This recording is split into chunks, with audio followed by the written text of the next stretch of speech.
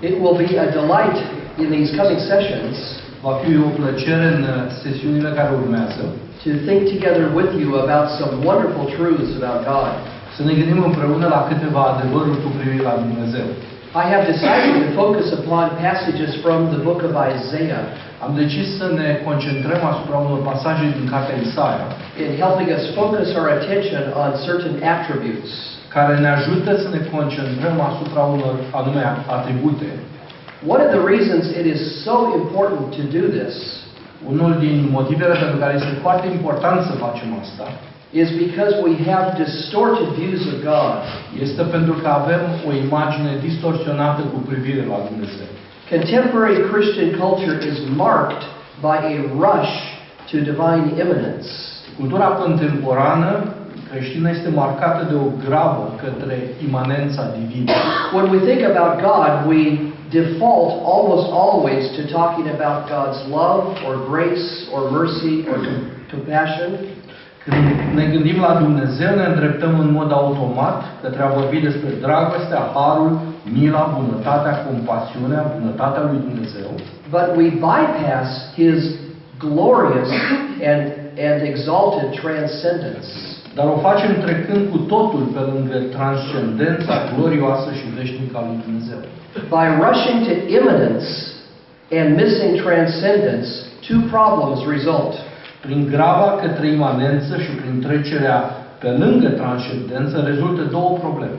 First, we don't truly know the fullness of the God who is loving. În primul rând, nu cunoaștem pe deplin măreția Dumnezeului care ne iubește, Because we don't know the greatness and the awesomeness of the transcendent independence of God. deoarece nu cunoaștem minunăția, măreția, grandoarea, gloria, independența transcendentă. And secondly, we don't rightly even know the true nature of the love of God. Și în al doilea rând, nu cunoaștem bine nici natura dragostei lui Dumnezeu, Because we have rushed to embrace the God of immanence and we don't see Him in His transcendence.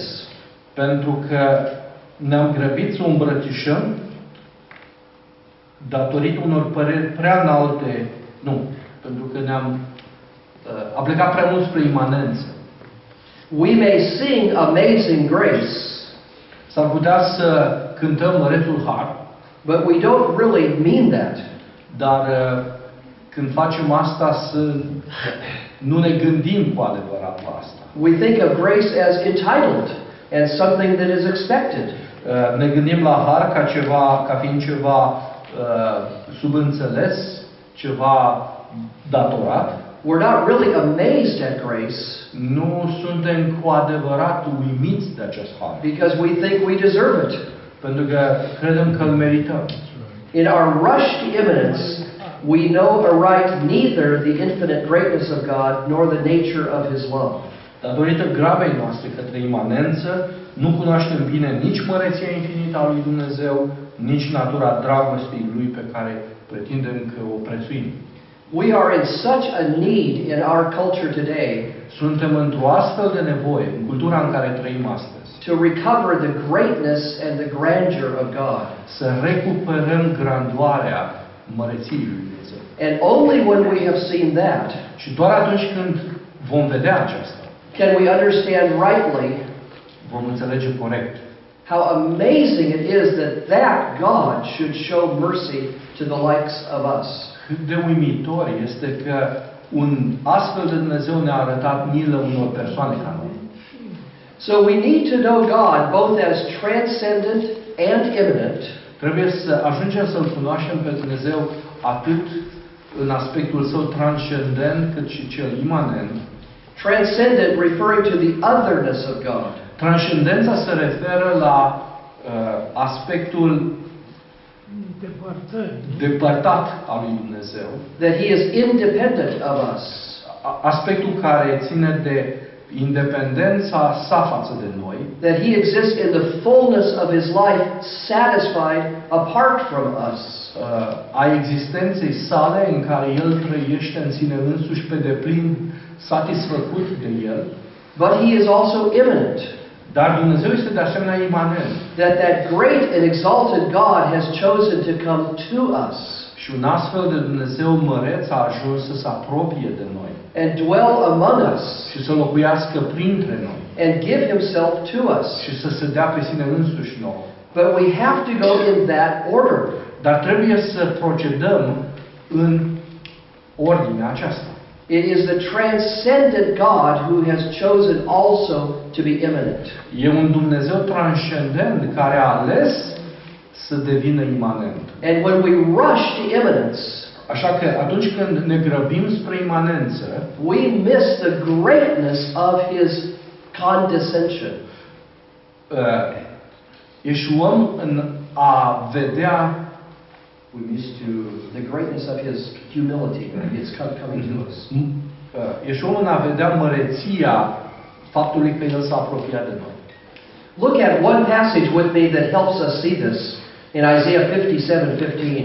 Uitați-vă la un pasaj care ne ajută să înțelegem asta. Isaia 57:15. Notice how the verse begins with the transcendence of God and then moves to the immanence of God.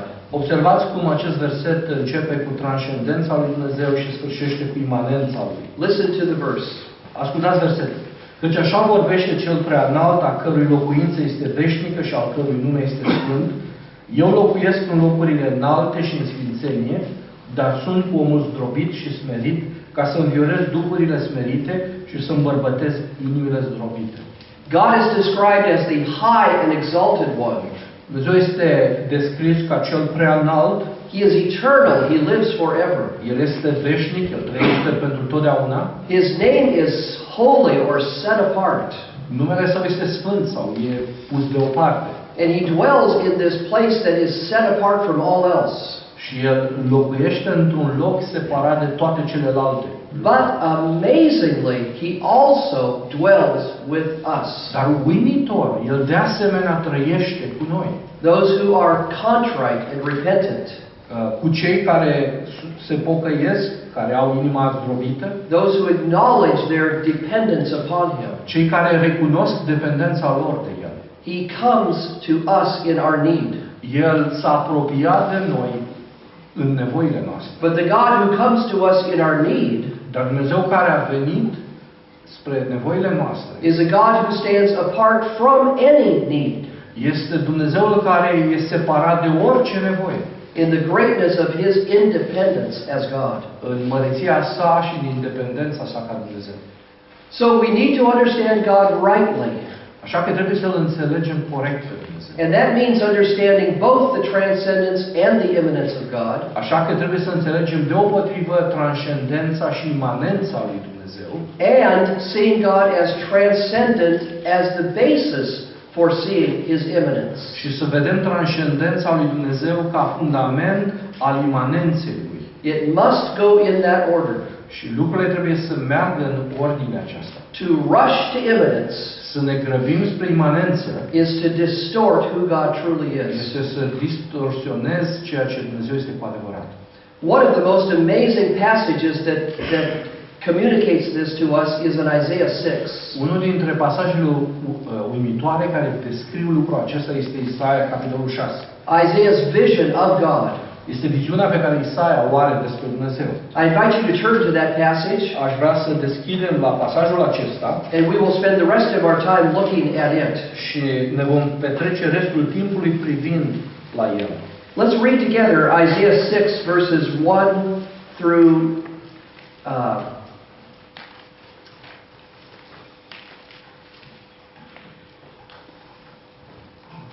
1 through 8. Să citim împreună Isaia 6 de la 1 la 8. În anul morții împăratului Ozia am văzut pe Domnul șezând pe un scaun de domnie foarte înalt și poalele mantiei lui umpleau templul.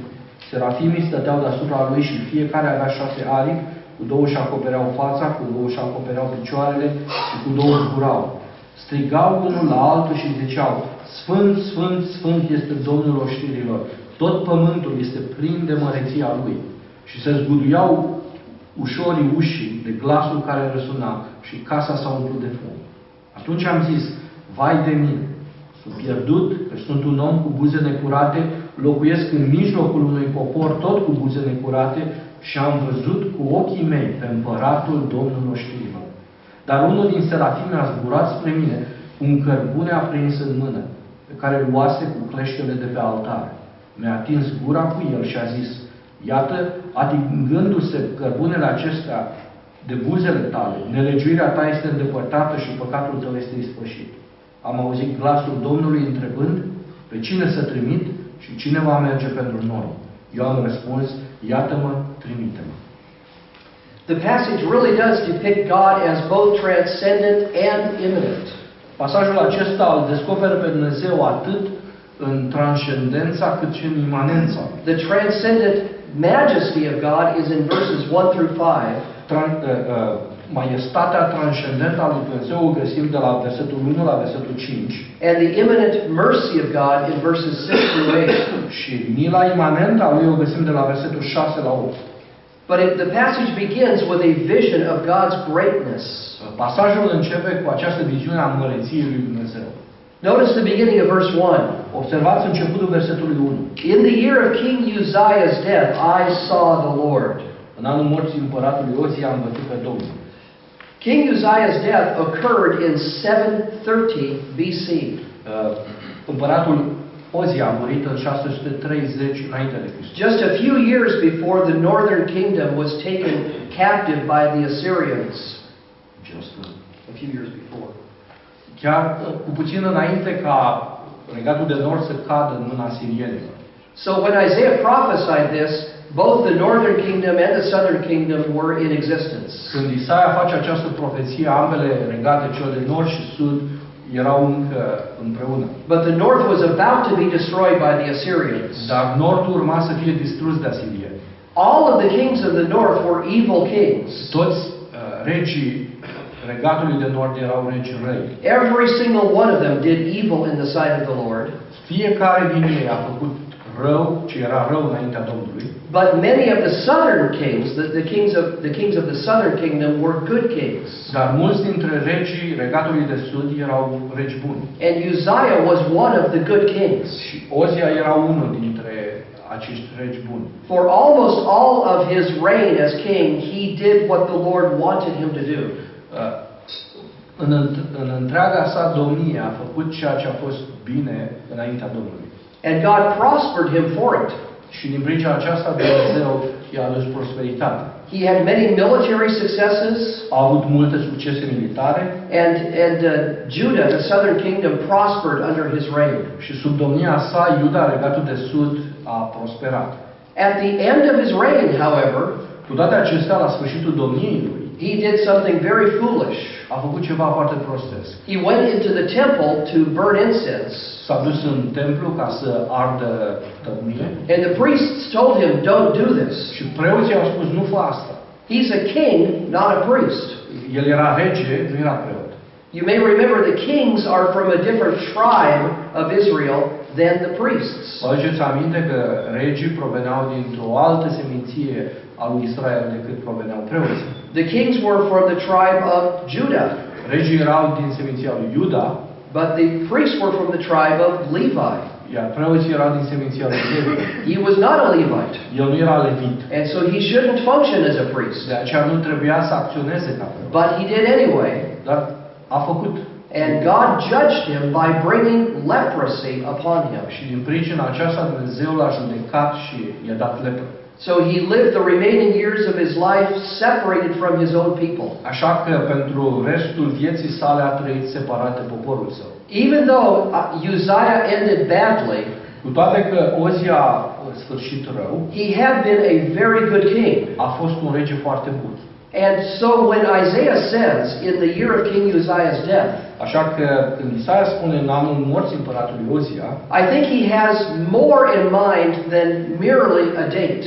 Cred că are mai mult în minte decât faptul că era o dată specifică. Yes, the date is 730 BC. Da, cu adevărat, anul era 730. But it's more than that. Dar era mai mult decât asta. I think he has in mind this. Cred că ceea ce avea în minte era următorul lucru. In the year of King Uzziah's death, în anul morții lui Ozia, that is in a time of great uncertainty. Timpul acela era o vreme de mare incertitudine. where we don't know what the next king will be like. Pentru că nu știm cum va arăta regele care îl va urma. Will he promote the ways of the Lord as Uzziah did, or will he be a wicked king? Va urma căile Domnului așa cum a făcut Ozia sau va fi un rege rău? Will he support our roles as prophets, or will he oppose us? Deci astea sunt întrebările lui Isaia. Ne va susține pe noi ca profeți sau ne va respinge? So get the point. Așa că aș vrea să prindeți ideea. In a time of great uncertainty, Într-o vreme a marilor incertitudini, I saw the Lord Isaia spune, eu l-am văzut pe Domnul, seated on his throne, așezat pe tronul său, high and exalted, înălțat, realizing God is always the king over all kings. Înțelegăm prin asta că Dumnezeu este întotdeauna regele tuturor regilor. His power and authority cannot be opposed. Puterea și autoritatea sa nu pot fi niciodată contracarate. Human kings can come and go. Regii umani pot să vină, pleacă, They can be good or bad. pot fi buni sau răi, But God is always on his throne. dar Dumnezeu este întotdeauna pe tronul său. Now look with me at how he describes this great God. Uitați-vă acum cum descrie el acest Dumnezeu măreț. He envisions this God as on a throne, high and exalted. El îl vede pe acest Dumnezeu înălțat. We don't know how he is high and exalted. Nu înțelegem exact cum anume era foarte înalt. Perhaps his throne chair is on a very high pedestal. Probabil tronul său era așezat pe un pedestal foarte înalt. Perhaps that throne chair is suspended in midair. Poate tronul era suspendat undeva în aer. However it is high and lifted up. Oricum ar fi fost, acest tron era înălțat. And that is meant to communicate something to us. Și asta vrea să ne comunice ceva nou. It pictures his authority over all. Este imaginea autorității asupra tuturor lucrurilor. He is the grand and great king over all of the earth. El este regele măreț care stă pe tron deasupra tuturor. As we read in verse 3, the whole earth is full of his glory. Așa cum am citit în altă parte, pământul este plin de slava. So the elevation of the throne is to depict his greatness and authority over all. Înălțarea tronului este o imagine prin care înțelegem că autoritatea sa este mai presus de toate. Notice also in verse 1 that this king is wearing a royal robe. Observați de asemenea că tot în versetul 1 ni se spune că el avea o robă royală. And we see that the train of his robe wraps around and around and fills the temple. Și ni se spune că această robă înfășura întreg templul. And we might wonder why would this train of his robe be so long? Și ne întrebăm de ce trena acestei robe era atât de lungă. And I think the idea is this. Și cred că ideea este următoarea. A very long train O robă, o trenă foarte lungă, pictures great royalty. Este imaginea regalității mărețe. Splendor and beauty and majesty Splendoare, frumusețe și maiestate are conveyed by this king's attire. sunt prezentate prin această robă regală. So the train of his robe fills the temple, Deci trena acestei robe umplea templul, indicating there is no king more splendor-filled, more mighty and authoritative than this king. indicând că nu mai există un alt rege care să fie îmbrăcat în splendoare mai mare decât el. So the opening verse of Isaiah 6 pictures God as mighty, exalted, and fully authoritative. De aceea, versetul acesta introductiv al viziunii pe care Isaia o are, îl prezintă pe Dumnezeu înălțat într-o autoritate, într-o maiestate extraordinară. But notice one more detail in verse 1. Observați un alt detaliu în versetul 1. Notice that this king is sitting on a throne, Observați că acest rege stătea pe un tron, indicating that he is a king. indicând că este un rege. A king sits on a throne chair. un rege care stă pe un tron. So you would expect then the room that he would be in would be a room where a king would live. Și te-ai aștepta ca sala în care se găsește acest tron și stă acest rege să fie o sală regală. So what kind of building would you expect a king to reside in? Deci în ce clădire te aștepți să-și aibă rezidența un rege? You would expect a palace. Te aștepți la un palat. But what do we have? Dar ce avem aici? A temple. Un templu. Ah, Christ. it's a king priest. Este un rege preot. The irony of this is thick. Ironia acestui lucru este una densă. Uzziah attempted to function as a king priest. Isaia, Ozia, încercase să acționeze ca un rege preot. And he was judged by God for doing so. Și a fost judecat de Dumnezeu că a procedat în felul acesta. He could not be a king priest. El nu putea să fie un rege preot. The kingly line is from Judah. Linia regală era din Iuda. The line of the priests is from Levi. Și linia preoțească era din Levi. You can't be both. Nu poți fi în același timp ambele. But here is a picture of a king priest. Dar aici avem imaginea unui rege preot. How can this be? Cum poate fi posibil lucrul acesta? We realize it is fulfilled in Christ, Înțelegem că acest lucru și-a găsit împlinirea în where Hristos, he comes as king in the line of David, care a venit ca rege din spița lui David, but his priesthood is established separately. iar preoția sa a fost stabilită separat. He's a priest in the line of Melchizedek, A fost preot pe linia lui Melchisedec, who Hebrews argues was greater than Levi. care autorul cărții Evrei spune că a fost mai mare decât Levi. So what we see in this picture is a picture of Christ, Deci ceea ce vedem în această imagine este imaginea lui Hristos. King of kings and Lord of lords. Regele regilor și Domnul domnilor. This is confirmed for us in John chapter 12 verse 41. Lucrul acesta ne este confirmat de Ioan, capitolul 12, versetul 41. Where John quotes from a portion of Isaiah 6. Unde Ioan citează dintr-o parte a capitolului 6 din Isaia. And then he says that Isaiah saw his glory, that is, Jesus' glory, and spoke of him. Și ni se spune că Isaia a văzut slava sa. Indicația este ceea ce s-a întâmplat în capitolul 6 din Isaia. Let's move on to verse 2 and see what else is said about this great king. Haideți să ne ducem la versetul 2 să vedem alte lucruri legate de acest rege. We read here of seraphim who fly around him. Citim despre serafimii care zburau deasupra lui. They have 6 wings. Aveau 6 aripi. With 2 they cover their face. Cu 2 își acopereau fața. With 2 wings they cover their feet. Cu 2 își acopereau picioarele. And with 2 wings they fly.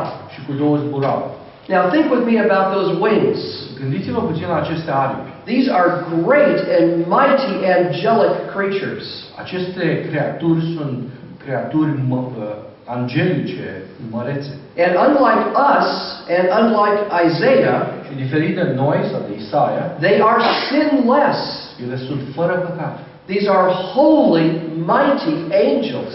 Sunt sfinți, sunt îngeri puternici sfinți. But as they fly around this great king, Dar în timp ce zboară în jurul acestui rege măreț, they cover their eyes.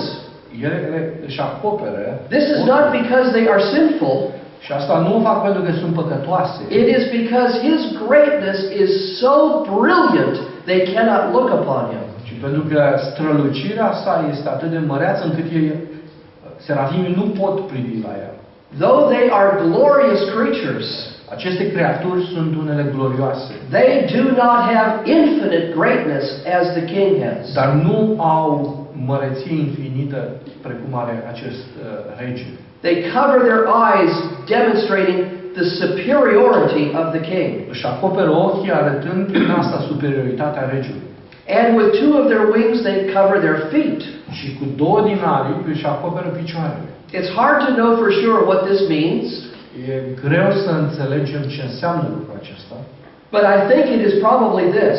Dar cred că înseamnă următorul lucru. It's very clear that they are worshiping the king. Este clar că se închină înaintea acestui rege. We know this from the next verse, Știm asta din versetul where they are crying out, "Holy, holy, holy." unde strigă Sfânt, Sfânt, Sfânt. Well, what is the normal posture of one who is worshiping with great reverence? Care este postura normală a cuiva care se închină cu reverență adâncă? Să pleacă. You bow before the one who you worship. Te pleci înaintea celui a căruia te închini. But they are flying. Dar ele zburau. So how do you bow at the same time that you fly? Cum poți să te pleci în timp ce zbori? Well, conveniently, you have 2 extra wings În mod normal, ca lucrul ăsta să fie posibil, trebuie să mai ai încă 2 aripi. that you could put in a bowing posture. Ca să te așezi în postura de plecăciune. So they cover their feet with their wings, indicating their reverence for the king. Deci acoperirea picioarelor este un semn al reverenței față de rege. They are serving him, Îl slujesc, adoring him, îl adoră pe el and honoring him. și îl onorează pe el. So with 2 wings they cover their face, Deci cu 2 aripi și Two, they cover their fața, feet. cu 2 picioarele and 2 they fly, și cu 2 zboară. and they cry out constantly in verse 3 Și așa cum spune versetul 3, în mod constant strigau in what we know is an antiphonal refrain, calling back and forth to one another. Este o imagine antifonală în care unii strigă, ceilalți răspund cu același strigă. That likely happens all the time. Și probabil lucrul acesta se întâmplă tot timpul. The book of Revelation indicates this constantly goes on. Cartea Apocalipsa ne arată că asta se întâmplă tot timpul. And they cry out and they say, "Holy, holy, holy is the Lord of hosts." Și strigă, Sfânt, Sfânt, Sfânt este Domnul oștirilor. The whole earth is full of his glory. Tot pământul este plin de gloria lui. Now, holiness, let's think about that a moment. Să ne gândim puțin la sfințenie. When they cry out, "Holy, holy, holy," Când strigă Sfânt, Sfânt, Sfânt, they are focusing on an attribute of God that is at the very center of who God is. Asta indică că ele se concentrează asupra unui atribut al lui Dumnezeu care este central ființei lui. Holiness has 2 main components to it. Sfințenia are 2 componente principale. The first is that to be holy is to be separate, Primul aspect, a fi sfânt înseamnă a fi separat, despărțit, to be set apart. a fi pus deoparte. And it's helpful to understand that notion of holiness. Pentru a înțelege această noțiune a sfințeniei. There are some passages in the Bible that would never make sense if you didn't think of this. Sunt anume pasaje în Biblie care nu pot fi înțelese decât dacă surprinzi aspectul acesta. For example, the Sabbath day is holy. De exemplu, ziua de sabat este numită sfântă. Well, that sounds odd. Lucrul ăsta sună ciudat. How can a day of the week be holy? Cum poate fi o zi a săptămânii sfântă? Well, since the basic meaning of holiness is to be set apart, Din moment ce înțelesul de bază a termenului sfânt înseamnă a fi pus deoparte, it makes sense. sabatul sfânt capătă sens. 6 days of the week you work, 6 zile din săptămână lucrezi, but the 7th day is set apart for rest. dar ziua a 7-a este pusă deoparte pentru odihnă. So you realize, well, one of the basic meanings of holiness is to be set apart. Înțelegeți că un sens de bază al cuvântului sfânt înseamnă a fi pus deoparte. But the other aspect of holiness is a moral aspect. Un alt aspect al sfințeniei este unul moral. To be holy is to have nothing to do with sin. A fi sfânt înseamnă a nu avea nimic de a face cu păcatul. Is to be separate from all that is unrighteous. Este de a fi separat de tot ce înseamnă necurat. And separated unto all that is good. Și de a fi separat pentru tot ceea ce este bun. So God is set apart from all of His creation. Dumnezeu este separat de toată creația lui, as the infinitely holy creator of all that is. fiind creatorul pe deplin sfânt a tot ceea ce există. And he is set apart from his sinful creation, Și de asemenea Dumnezeu este separat de creația sa păcătoasă. in that he can have nothing to do with sin. Prin asta spunem că nu are nimic de a face cu păcatul. There is a kind of metaphysical holiness E un soi de sfințenie metafizică, set apart as creator, fiind separat în calitate de creator, and moral holiness și o sfințenie morală, set apart from sin. fiind separat de păcat.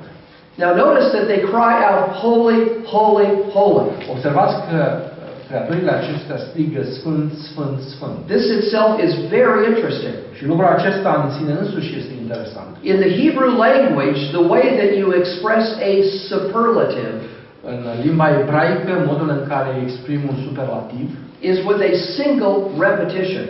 este repetarea. So the greatest king Deci cel mai mare rege is king, king. este regele rege. Usually translated in English, king of kings. Tradus în mod obișnuit în limba engleză, rege al regilor. Or the greatest lord Sau cel mai mare domn is Lord, Lord. este domn, domn. What we have in this verse Ceea ce avem în versetul acesta is a unique expression este o expresie unică, where there is a double repetition. unde găsim o repetiție dublă. Holy, holy, holy Sfânt, Sfânt, Sfânt. is then expressing the greatest, most superlative, most excessive holiness that there is. Exprimă la modul superlativ cea mai extraordinară sfințenie care poate să existe. So God as God is holy in ways that no creature can be. Dumnezeu ca în calitate de Dumnezeu este sfânt cum nicio altă creatură nu poate fi. It is interesting to remember this, E interesant să remarcăm lucrul acesta. that the ones who cry out, holy, holy, holy, Că cei care strigă Sfânt, Sfânt, Sfânt are themselves holy angels. sunt la rândul lor îngeri sfinți. And yet they understand God's holiness is infinitely greater than theirs. Și în același timp ei înțeleg că sfințenia lui Dumnezeu este infinit mai mare decât a lor. His holiness is eternal. Sfințenia lui este eternă. Theirs is temporal. A lor este temporală. His holiness is intrinsic to his nature. Sfințenia lui este intrinsecă ființei lui. Their holiness is derivative. Sfințenia lor este derivată. They are only holy because God made them that way. Ei sunt sfinți doar pentru că Dumnezeu i-a făcut în modul acesta. His holiness is infinite in its fullness. Sfințenia lui este infinită în plinătatea ei. Their holiness is finite. Sfințenia lor este finită. So they understand the holiness of God to depict the godness of God. Ei înțeleg că sfințenia lui Dumnezeu manifestă dumnezeirea. What separates God from all of his creation. Ceea ce îl separă pe Dumnezeu de tot restul creației. It is a beautiful expression that indicates the supremacy of God as the only true eternal God. Este o imagine extraordinară care arată supremația lui Dumnezeu ca ființă absolută. Everything else is created and finite. Tot restul este finit și este creat și finit. But God is the creator and is infinite in fullness. Dar Dumnezeu este creator și este infinit în plinătatea sa. And his nature is pure and spotless in his moral purity. Și natura lui este pură, este curată și este fără niciun fel de pată. So the whole earth that he made is then a reflection of his glory. Așa că pământul pe care l-a creat este o reflexie a sfințeniei sale. Let's move on to verse 4. Să mergem la versetul 4. We see more of the transcendence of God.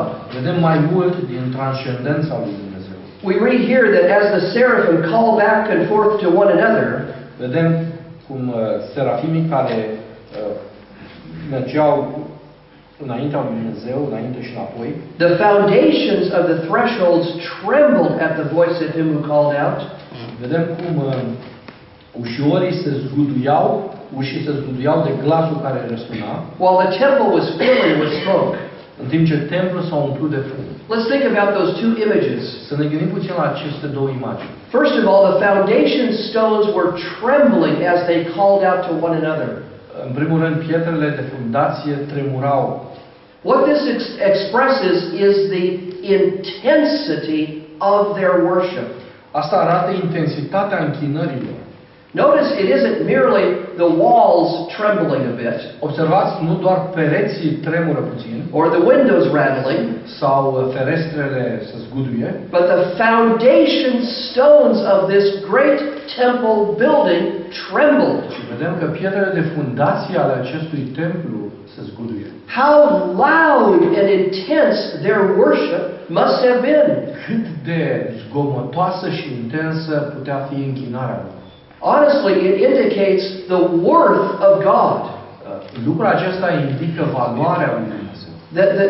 The greatness of His glory Măreția gloriei lui, that these seraphim are witnessing, pe care o mărturiseau acești serafimi, that would lead them to worship with such great fervor and zeal. care îi conducea să se închine cu un astfel de zel și fervoare. Can you imagine what worship will be like in heaven? Vă puteți imagina cum va arăta închinarea din cer?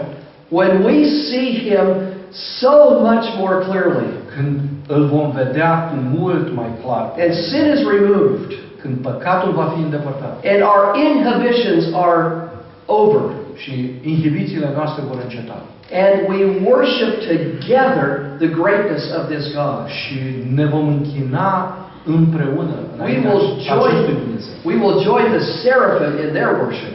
Ne vom alătura serafimilor în închinarea lor. So again, the greatness of God is depicted in the trembling of these foundation stones. Vedem din nou imaginea aceasta a măreției lui Dumnezeu arătată prin fundația care se zguduie.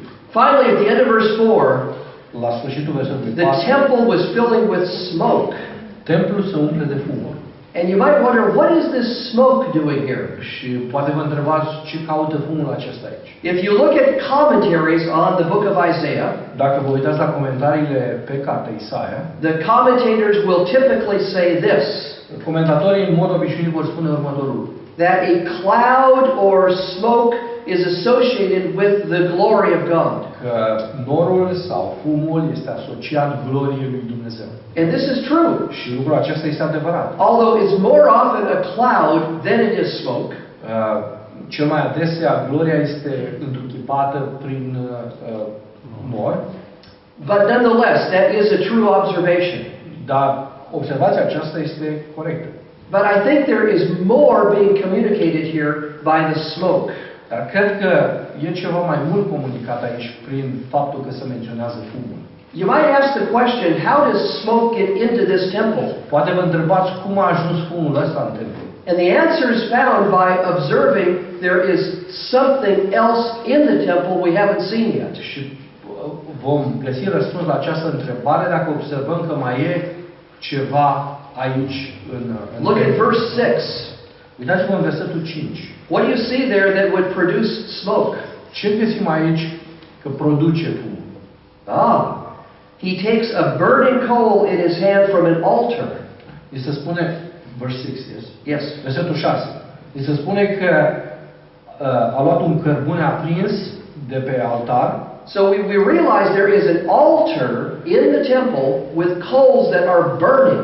Înțelegem că acolo în templu era un altar pe care se găseau cărbuni încinși. And obviously those coals would be giving off smoke. Și evident acești cărbuni produceau fum. So here's what I think the smoke is depicting. Uitați ceea ce cred eu că indică fumul. We know from the use of the coal coming up Observăm din folosirea, din modul în care sunt folosiți cărbunii. The seraphim takes the coal and touches Isaiah's lips. Vedem că serafimii iau cărbunele și ating buzele lui Isaia. And says that he is forgiven. Și ei spun că el este iertat. So the coal would then represent purity. Deci cărbunele întruchipează puritatea. The absence or removal of sin. Absența și îndepărtarea păcatului. So it stands to reason then deci putem afirma that the burning coals referred to in verse 4, că the smoke of verse 4, că fumul din versetul 4 is from these burning coals that illustrate the purity of God. Este produs de cărbunii care ard, care este imaginea purității lui Dumnezeu. It's symbolic then of God's sinless purity. Este un simbol al purității, a absenței păcatului de la Dumnezeu. That he can have no part of sin. A modului că el nu are nimic de a face cu păcatul. And notice it says the temple is filling with smoke. Și observați că ni se spune că templul este plin de fum. So it symbolizes the completeness of God's purity. Simbolizează puritatea completă a lui Dumnezeu. And it is the last detail mentioned before verse 5. Și este ultimul detaliu menționat înainte de versetul 5. Where Isaiah cries out, "Woe is me, I am ruined." În care Isaia spune, vai de mine, sunt pierdut.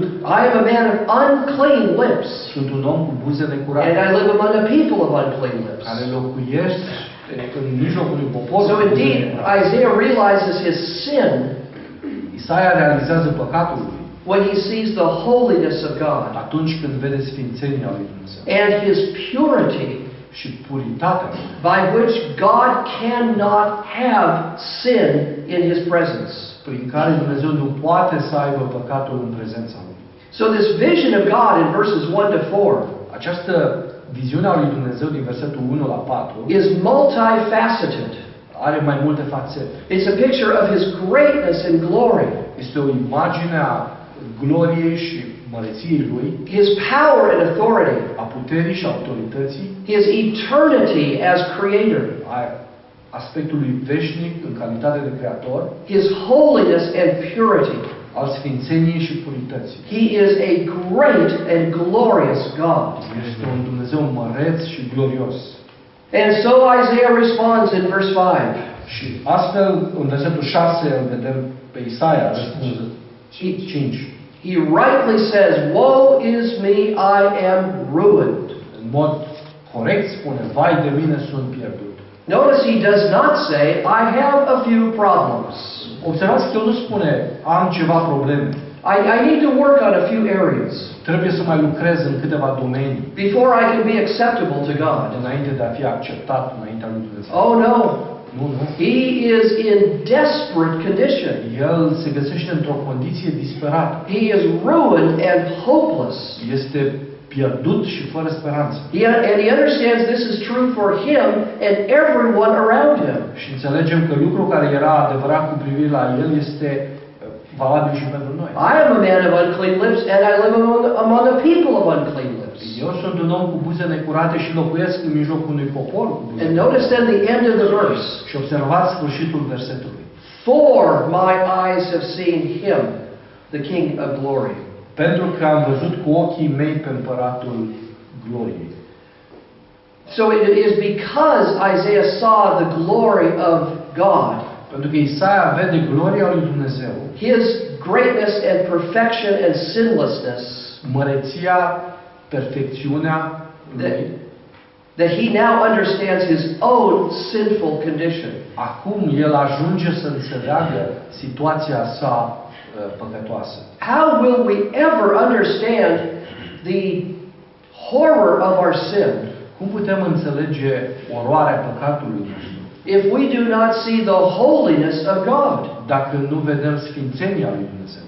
One of the biggest problems in our churches, Una din marile probleme din bisericile noastre, with our rush to divine immanence, cu graba noastră către imanența divină, is we don't see the holiness of God, este că nu mai vedem sfințenia lui Dumnezeu. and therefore we don't see our sin. De aceea nu mai vedem nici păcatul nostru. We trivialize our own sin Ajungem să trivializăm păcatul nostru. because we don't know how great God is. Pentru că nu cunoaștem cât de măreț este Dumnezeu. We don't know the desperateness of our condition. Nu cunoaștem starea disperată în care ne găsim. Notice one other thing in verse 5. Observați un alt lucru în versetul 5.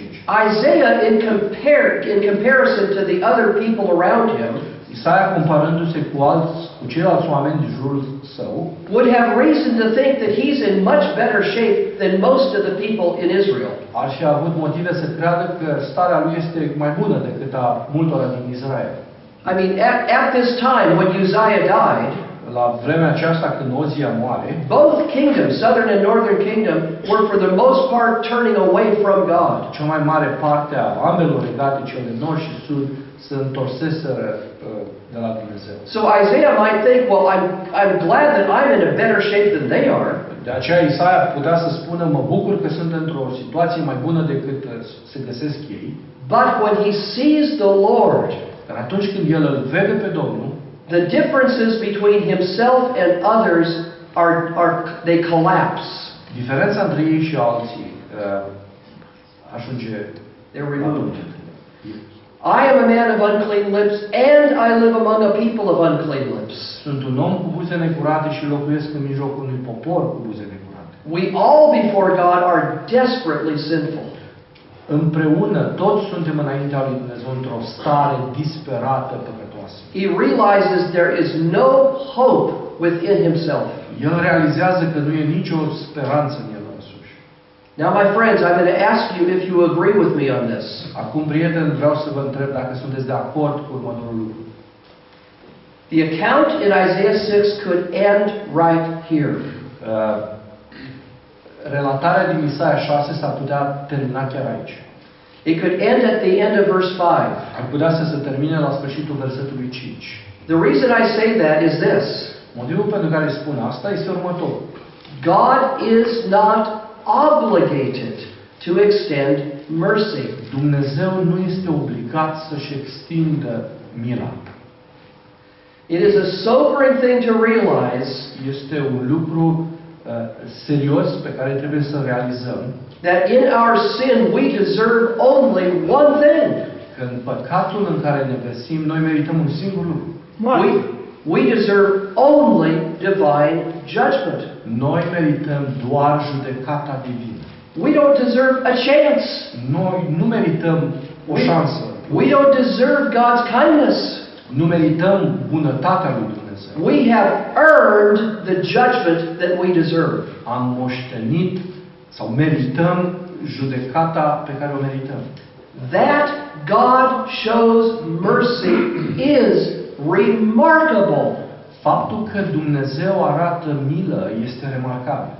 It is not obligatory. Nu este obligatorie. But the passage does continue. Dar pasajul continuă. So we read in verse 6, Then one of the seraphim flew with a burning coal in his hand, which he had taken from the altar.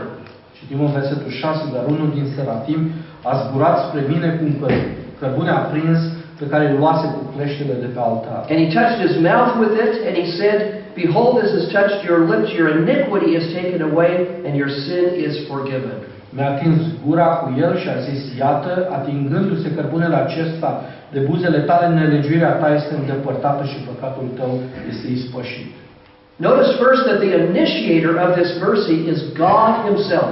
Observați că inițiatorul acestei mile este Dumnezeu însuși. Isaiah didn't make this happen. Isaia n-a făcut ca lucrul ăsta să aibă loc.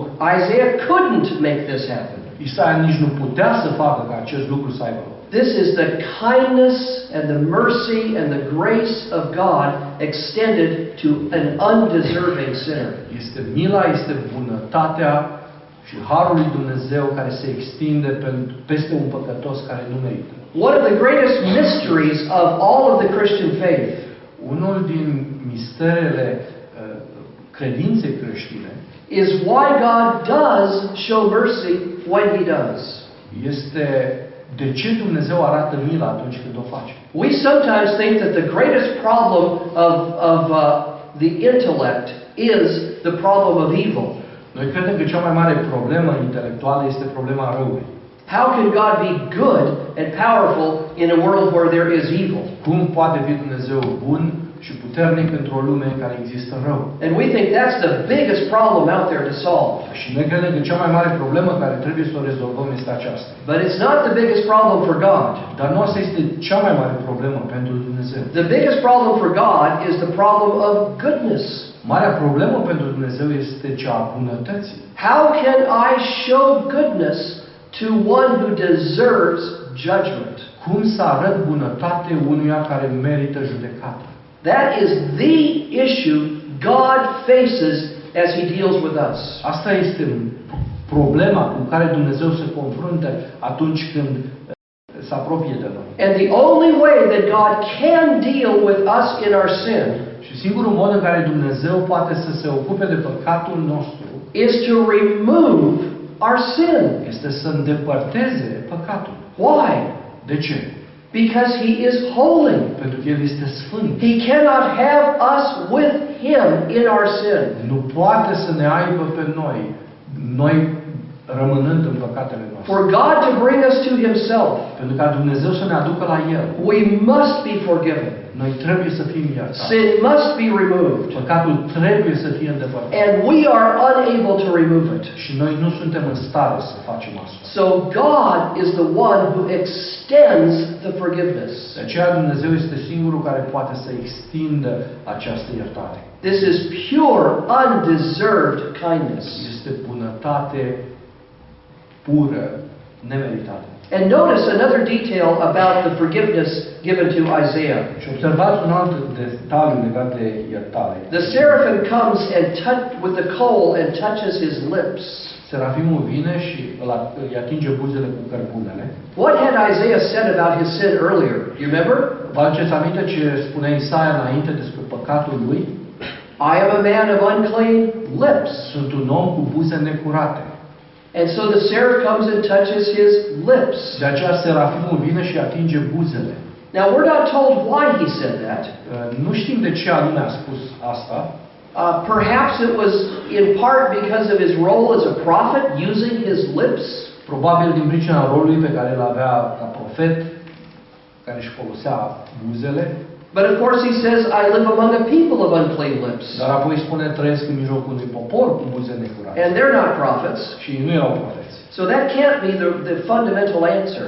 De aceea, nu acesta este răspunsul principal. I think more likely it is this. Cred că mai degrabă este următorul. Out of the abundance of the heart, the mouth speaks. Gura vorbește din plinătatea inimii.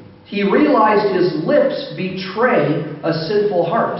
El realizează că buzele lui trădau o inimă rea. But we don't know for sure because he doesn't tell us. Nu știm sigur pentru că el nu ne spune asta. But in any case, he focused upon, I am a man of unclean lips. Oricum, el se concentrează spre acest aspect. Sunt un om cu buze necurate. And so when God extends the forgiveness, așa că atunci când Dumnezeu își arată iertarea, the forgiveness of God matches the sin of Isaiah. Iertarea lui Dumnezeu se potrivește cu păcatul, întâlnește și se potrivește cu păcatul lui Isaia. God has forgiveness for you that matches your sin. Iertarea pe care Dumnezeu are pentru tine se potrivește păcatului tău. It is personalized forgiveness.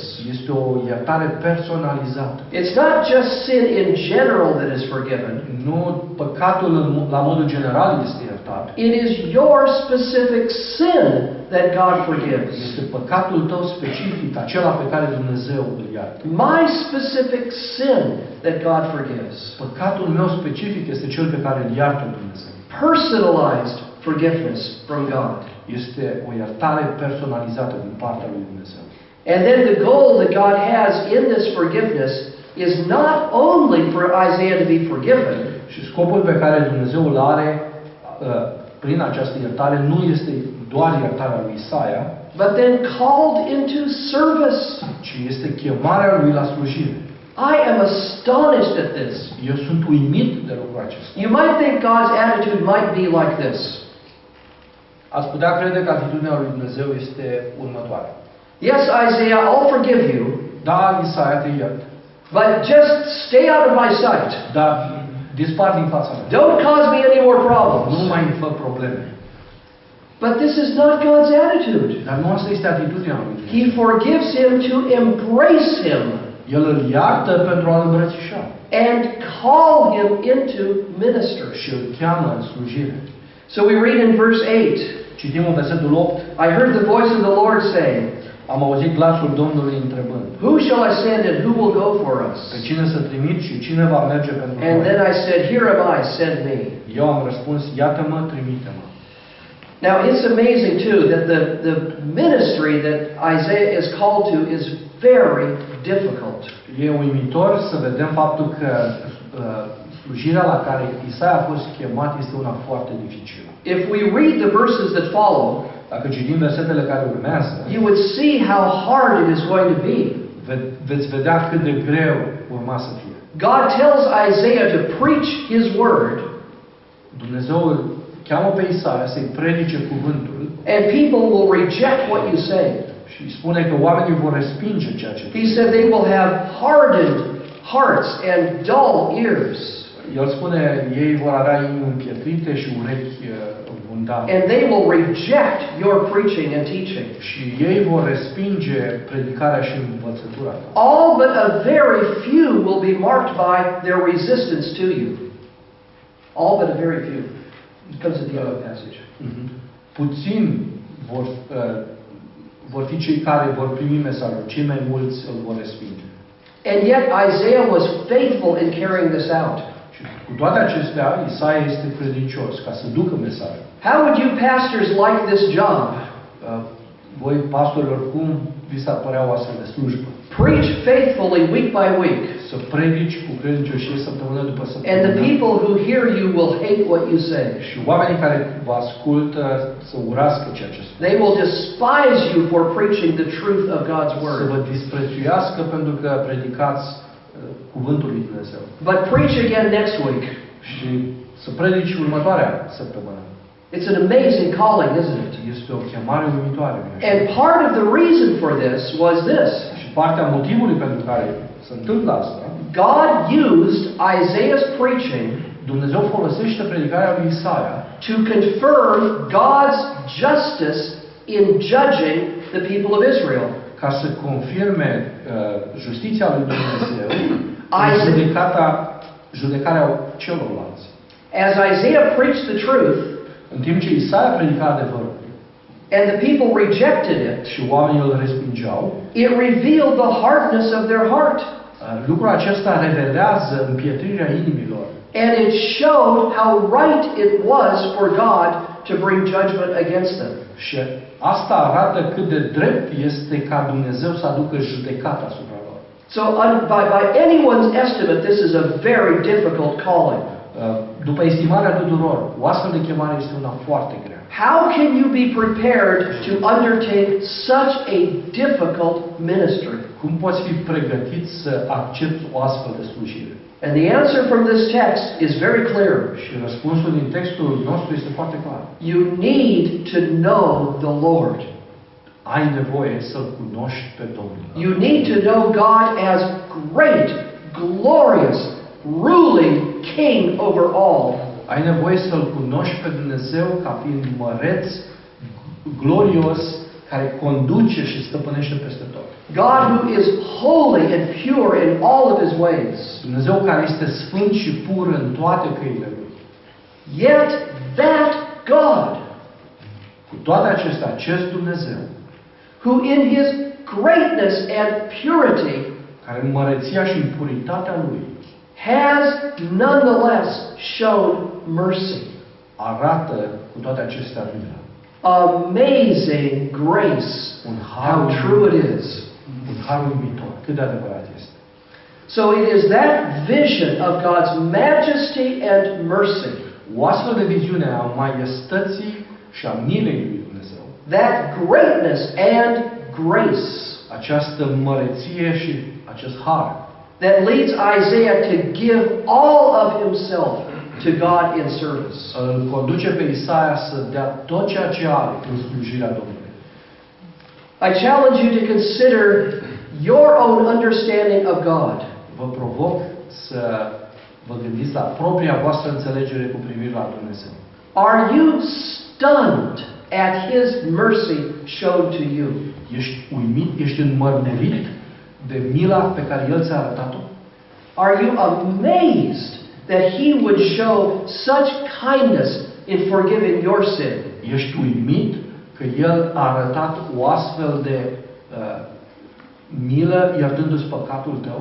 Or do you have small elements in your thinking that I deserve this forgiveness? Sau ai mici elemente prin care crezi că ai meritat lucrul acesta? I'm entitled to God's kindness.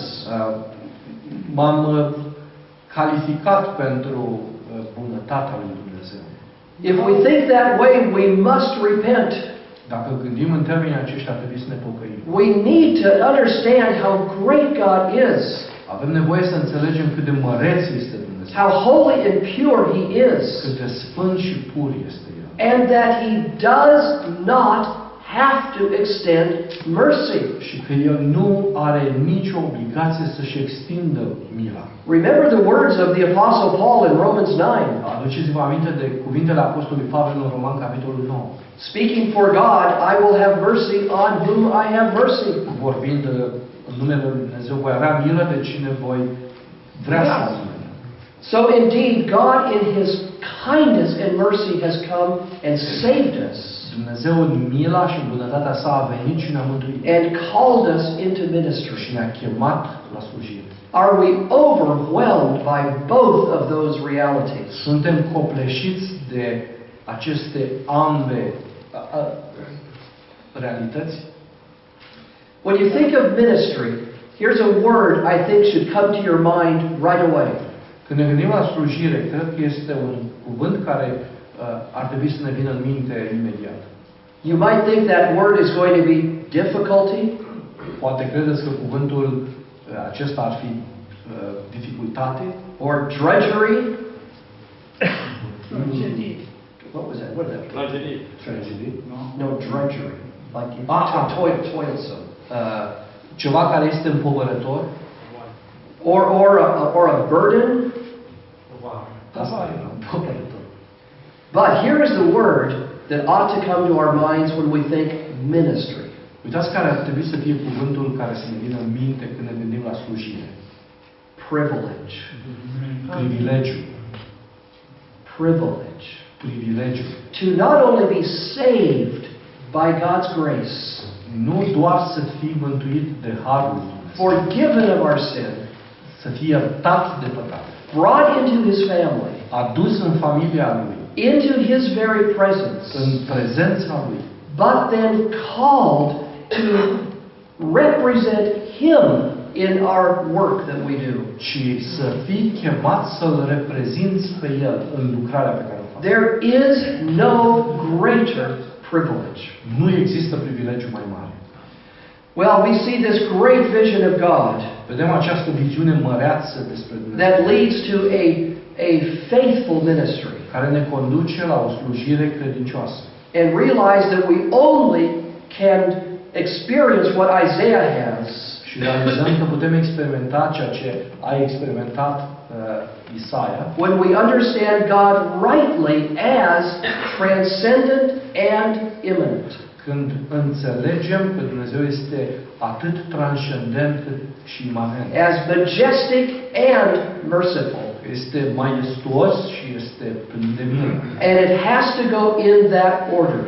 Și lucrurile trebuie să vină în ordine aceasta. We don't understand the mercy of God rightly Nu putem înțelege corect mila lui Dumnezeu if we don't see the merciful God as majestic. dacă nu putem să-L vedem pe Dumnezeu acesta plin de milă ca fiind majestuos. May God help us Fie ca Dumnezeu să ne ajute to understand God as He is să-L înțelegem pe Dumnezeu așa cum este and revel in His kindness to us undeserving sinners. to Revel in, celebrate. să ne bucurăm în mila pe care El ne-o arată nouă, unor păcătoși care nu merităm. Let's pray together. Haideți să ne rugăm.